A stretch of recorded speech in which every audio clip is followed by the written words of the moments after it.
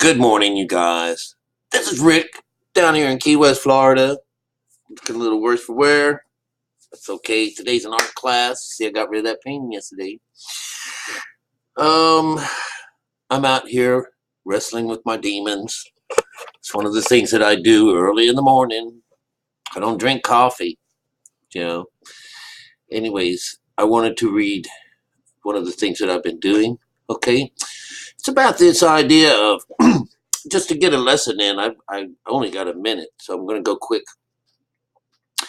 It's about words and phraseology in a Bible so that you know what it is that they're talking about. It's very interesting that, it's been hidden for all these years and nobody really gets it. It's hidden in plain sight. And so here what we get out of this is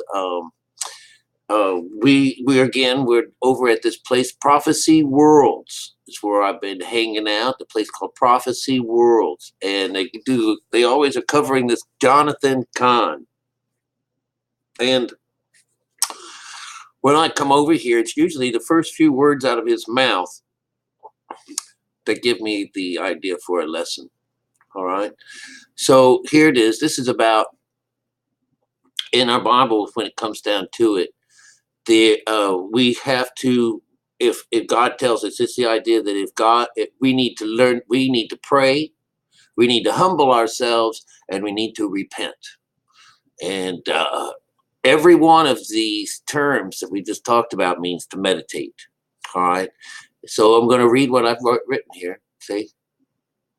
Jesus teaches us praying and fasting takes away all evil, and that it's the only way, and restores the individual to God. He tells us to enter into our closets, just as Noah enters into an ark. This is a container that represents our body, the vessel. And to shut the door, this means to circumcise yourself from the lower mind, to cut the thoughts of the mind of man. Stop feeding the mind so it will go to sleep.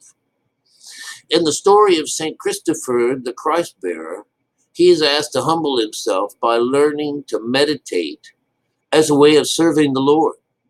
He opts out to ferry people across the river. This belief was that it was humiliating for such a giant, strong, such a giant of a man to belittle himself and meditate. These are spiritual stories, and this is about being idle, being still. All right, and he just didn't want to do this. He says certainly there's something else for me to do than that. So he refuses to meditate. And so what this really means is that he has to continue his works. And so his works is to, all right, so let me get back on here. So these are spiritual stories. So his not wanting to take instruction means he still has work to accomplish first. This wonderful symbolism. One day when he slips, he calls out to God for help. Once he has given his all and brought fear, and is then restored and meets this Christ. Just as Moses is the meekest man in the land, he bows down to God and he takes instruction. All of these men humble themselves before God and are connected. Repent. Repent is another word that means to do the opposite thing that you're doing when serving the Lord. And most people of the world worship God by going to churches and synagogues and praying in the streets where men can see you. Even fasting is an outside approach to what we should be doing internally where this kingdom exists. The Bible pits the outside against the inside throughout the entire book.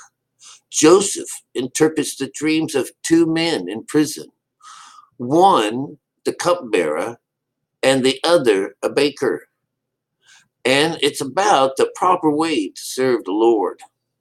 The cupbearer dreams of a grapevine growing from the ground, splitting into three, flowering, budding, producing grapes. Then he sees his hand reach up and press the skin that let the wine out of it. It's gathered in a cup and served to Pharaoh. This is favorable dream. The baker, however, dreams. It's one of mixing different ingredients together and making bread and treats. he puts it he puts it all in one basket over his head, and as he delivers it, his bread, when he delivers his bread, the birds of the air swoop in and snatch it away. This is not such a favorable dream.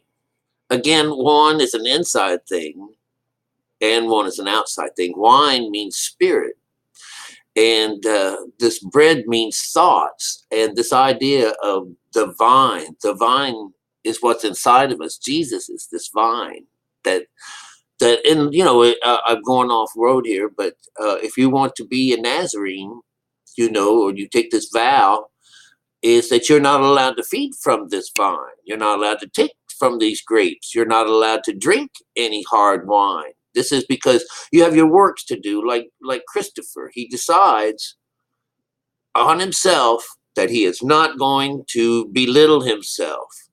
So this is the strong people.